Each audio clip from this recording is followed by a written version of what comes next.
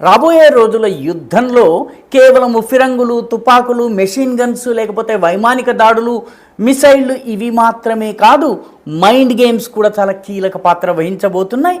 ఇలాంటి ఒక mind game 2 రోజుల క్రితం మన దేశం మీద ఆడడం జరిగింది.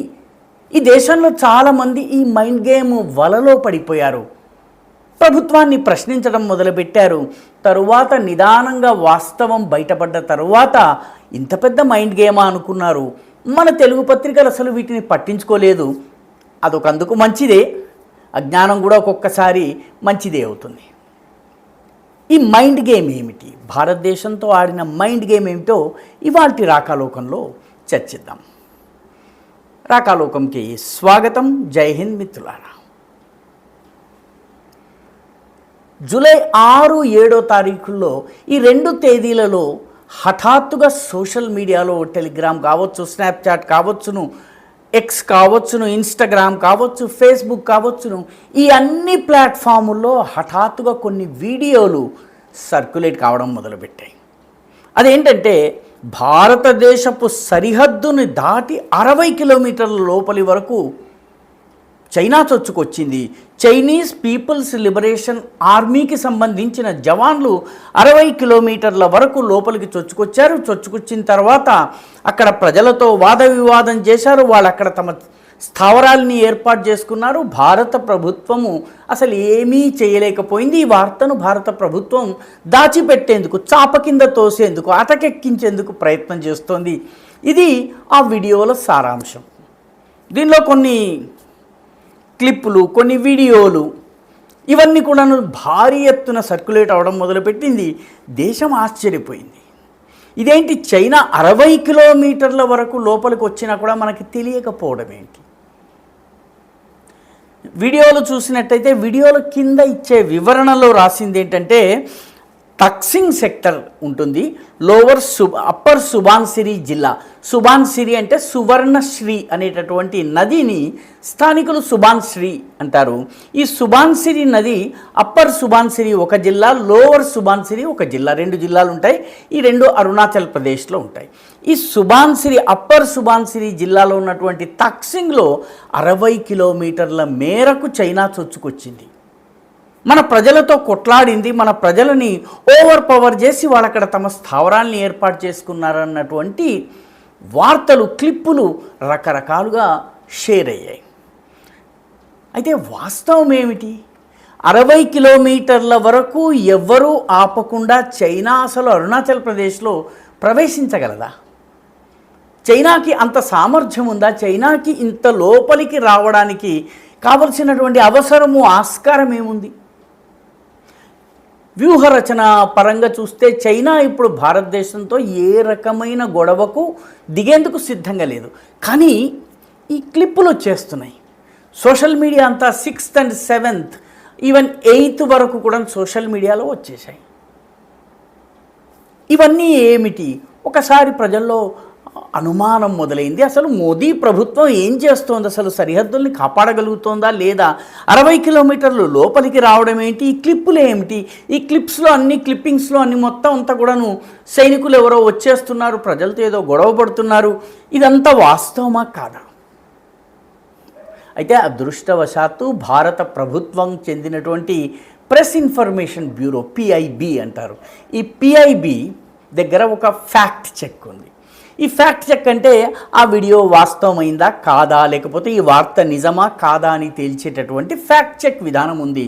ఈ ఫ్యాక్ట్ చెక్ విధానంలో ఈ వీడియో పచ్చి అబద్ధము, పూర్తి దురుద్దేశంతో దీనిని ఈ సమయంలో సర్క్యులేట్ చేశారని చెప్పి PIB చెప్పింది. అంతకు ముందే సైన్యం కూడా చైనా 60 కిలోమీటర్ల వరకు భారతదేశంలోకి చొచ్చుకొచ్చేటటువంటి పరిస్థితే లేదు, చైనాని మనం అసలు సరిహద్దు దగ్గరే అడ్డుకుంటున్నాము, అసలు చైనా మన దేశంలోకి ప్రవేశించి 60 కిలోమీటర్ల వరకు లోపలికి రావడం అసాధ్యం అని చెప్పి మిలిటరీ కూడా స్టేట్మెంట్ ఇచ్చింది. ఇటు మిలిటరీ, అటు PIB 2 స్టేట్మెంట్ ఇచ్చిన తరువాత నెమ్మదిగా ఆ వీడియోలు వెనక్కి వెళ్ళిపోయాయి. ఇప్పుడు ఎవరు ఆ వీడియోస్ని సర్క్యులేట్ చేయటం లేదు. అంటే ఇదంతా అబద్ధము అని చెప్పి ప్రభుత్వానికి చెందినటువంటి ఆర్మీ, అదేవిధంగా ప్రభుత్వానికి చెందినటువంటి PIB చెప్పిన తరువాత మొత్తం వీడియో వెనక్కి వెళ్ళింది. ఈ వీడియోని సర్క్యులేట్ చేయడం మానేశారు. ఇది చైనా మన దేశం మీద జరిపినటువంటి సైకలాజికల్ ఆపరేషన్. ఇదొక మనోవైజ్ఞానికమైనటువంటి దాడి. భారతదేశం అనుకున్నంత బలవంతమైనటువంటి శక్తివంతమైన దేశం కాదు. 60 కిలోమీటర్ల లోపలికి మనం రాగలము అని చూపించాలి అనుకున్నారు. సరిగ్గా హడావిడి చేసి ఈ రకమైనటువంటి రీసైకిల్డ్ వీడియోస్, పాత వీడియోస్, అసలు అరుణాచల్ ప్రదేశ్కి సంబంధం లేనటువంటి వీడియోస్ని అరుణాచల్ వీడియోస్గా చలామణి చేస్తూ వాటిని తీసుకొచ్చారు. నిజానికి అవి వేరే సందర్భానికి చెందినవి, అసలు భారతదేశానికే చెందినటువంటి వీడియోలు కావు.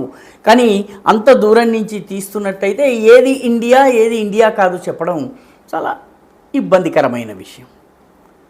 అయితే ఈ సమయంలోనే ఎందుకు ఈ వీడియోలు సర్క్యులేషన్లోకి వచ్చాయి?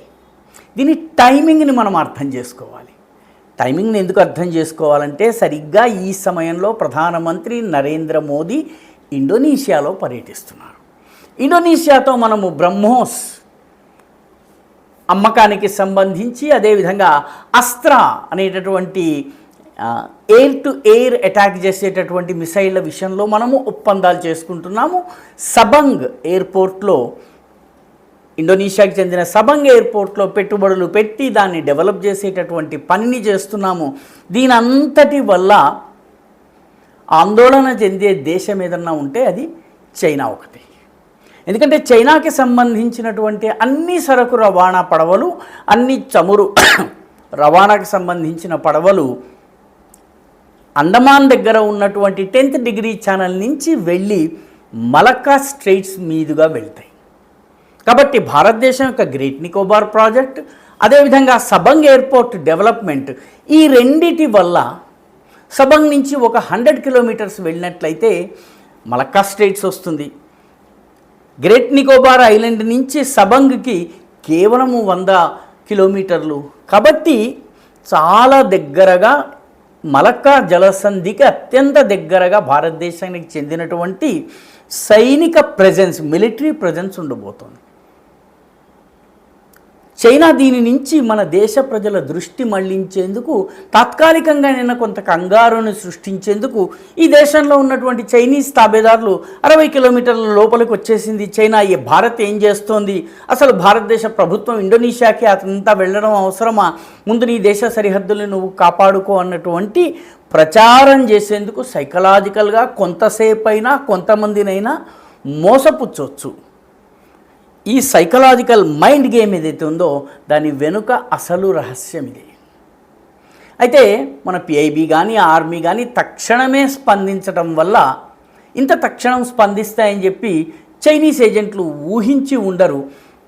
మన చైనాకి సంబంధించి ఈ దేశంలో ఉన్న చైనా తాబేదారులు ఈ ఇష్యూని తీసుకునే లోపలే ఇది ఫేక్ స్టోరీ అన్నది, ఇది ఒక సైకలాజికల్ ఆపరేషన్ అన్నది మన ఏజెన్సీలు స్పష్టం చేయడంతో ఒక పెద్ద సైకలాజికల్ దెబ్బ భారతదేశం మీద కొట్టాలనుకున్నటువంటి దెబ్బ తుస్సుమంది.